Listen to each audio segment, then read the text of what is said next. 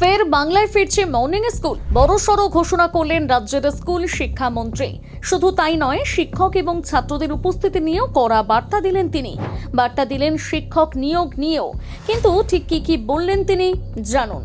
তীব্র গরমের চোটে আগের সরকারের মতন ছুটি বাড়ায়নি বাংলার বিজেপি সরকার, বরং চালু করেছিল মর্নিং স্কুল। তবে গরমের দাপট কমতেই সেই মর্নিং স্কুল বন্ধ করে দেওয়া হয়। তবে এবার ফের বাংলায় শুরু হতে চলেছে মর্নিং স্কুল, আর পেছনে রয়েছে জনগণনার কাজ। এই কাজে বহু সরকারি স্কুলের শিক্ষক শিক্ষিকাকে দায়িত্ব দেওয়া হয়েছে, আবার একই সঙ্গে তাদের স্কুলেও ক্লাস নিতে হচ্ছে। ফলে দুই দায়িত্ব একসঙ্গে সামলাতে গিয়ে পড়াশোনার উপর প্রভাব পড়তে পারে বলে আশঙ্কা প্রকাশ করছেন শিক্ষক মহলের একাংশ। আর সেই কারণেই ফিরে এসেছে মর্নিং স্কুলের প্রস্তাব। সম্প্রতি জলপাইগুড়িতে এক অনুষ্ঠানে স্কুল শিক্ষামন্ত্রী দীপক বর্মন জানান, এই প্রস্তাব আসলে শিক্ষকদের কাছ থেকে এসেছে। শিক্ষকদের বক্তব্য, যদি সকালে ক্লাস করানো যায় তাহলে দিনের বাকি সময় জনগণনার কাজ করা অনেকটাই সহজ হবে। ফলে স্কুলের পঠন পাঠন ব্যাহত হবে না, আবার সরকারি দায়িত্ব ঠিক মতন পালন করা সম্ভব হবে।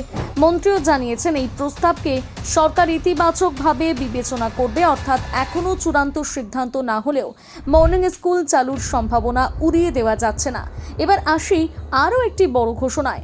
রাজ্যে দীর্ঘদিন ধরে শিক্ষক ঘাটতির অভিযোগ রয়েছে। এই পরিস্থিতিতে স্কুল শিক্ষামন্ত্রী জানিয়েছেন, ভবিষ্যতে প্রতি বছর নিয়মিত শিক্ষক নিয়োগের উদ্যোগ নেওয়া হবে। তিনি বলেন, যেমন প্রতি বছর দুর্গাপুজো হয়, তেমনি এখন থেকে প্রতি বছর শিক্ষক নিয়োগও হবে। এটাই সরকারের লক্ষ্য। এই মন্তব্য স্বাভাবিকভাবেই চাকরি প্রার্থীদের মধ্যে নতুন আশা তৈরি করেছে। শুধু শিক্ষক নিয়োগ নয়, এবার কড়াকড়ি বাড়তে পারে পড়ুয়াদের উপস্থিতি নিয়েও। মন্ত্রী জানিয়েছেন, স্কুলগুলোতে ফেস বায়োমেট্রিক অ্যাটেন্ডেন্স সিস্টেম চালুর পরিকল্পনা রয়েছে। এর ফলে ছাত্রছাত্রীদের উপস্থিতির হিসেব ডিজিটালভাবে সংরক্ষিত হবে।